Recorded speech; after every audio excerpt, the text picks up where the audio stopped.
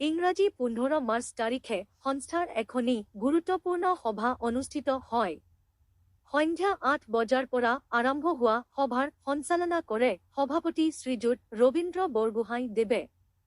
সভাত কেন্দ্ৰীয় আৰু জিলা সমিতিৰ প্ৰায়সকল বিষয়ববীয়াই সক্ৰিয়ভাৱে অংশগ্ৰহণ কৰি মতামত আগবঢ়ায়।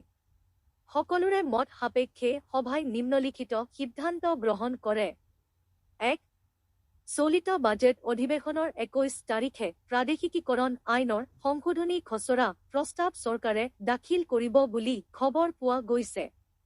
সেয়েহে সেই বিধেয়কখনত টিউটৰৰ হকে যিসমূহ বিষয়বিন্দু সংশোধনী বাঞ্ছনীয় সেই বিন্দুসমূহ যুক্তি সহকাৰে লিখিত ৰূপত সংশ্লিষ্ট বিধায়কসকলক প্ৰদান কৰাৰ সিদ্ধান্ত গ্ৰহণ কৰা হয়। 2.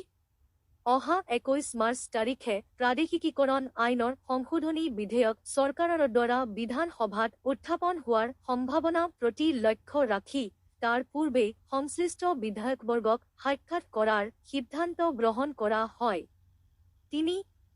নিৰ্দিষ্ট বিধায়কসকলক সাক্ষাৎ কৰি কেন্দ্ৰীয় সমিতিয়ে বিষয় সম্বলিত স্মাৰক পত্ৰ প্ৰদান কৰিব আৰু জিলা সমিতিয়ে নিজে নিজে জিলাৰ সমষ্টিসমূহৰ বিধায়কসকলকো সাক্ষাৎ কৰি স্মাৰক পত্ৰ প্ৰদান কৰিবলৈ সিদ্ধান্ত গ্ৰহণ কৰা হয়।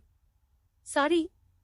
প্ৰশাসনিক সম্পাদক ইছাহক আলী, লখিমপুৰ জিলা সমিতিৰ সম্পাদক জীৱন সৰকাৰ, কেন্দ্ৰীয় সদস্য ৰুদ্ৰ উপাধ্যায় প্ৰমুখ্যে কেইবাগৰাকী ব্যক্তিক স্মাৰক পত্ৰৰ লগতে প্ৰয়োজনীয় বিষয়বিন্দু সামৰি লিখিত পত্ৰ প্ৰস্তুতকৰণৰ ক্ষেত্ৰত মুখ্য সম্পাদকক সহযোগ কৰিবলৈ আহ্বান জনাই প্ৰস্তাৱ গ্ৰহণ কৰা হয়। 5. পুঁজিৰ বাবে সমূহ টিউটৰবৰ্গক কেন্দ্ৰ সমিতিৰ বাবদ ধাৰ্য 100 টকা বৰঙণি আগবঢ়াই সংস্থাৰ প্ৰস্তাৱসমূহ কাৰ্যকৰীকৰণৰ বাবে আৰ্থিক সহযোগ কৰিবলৈ আহ্বান জনোৱা হয়। শ্ৰদ্ধাৰে ভুৱন শৰ্মা, মুখ্য সাধাৰণ সম্পাদক।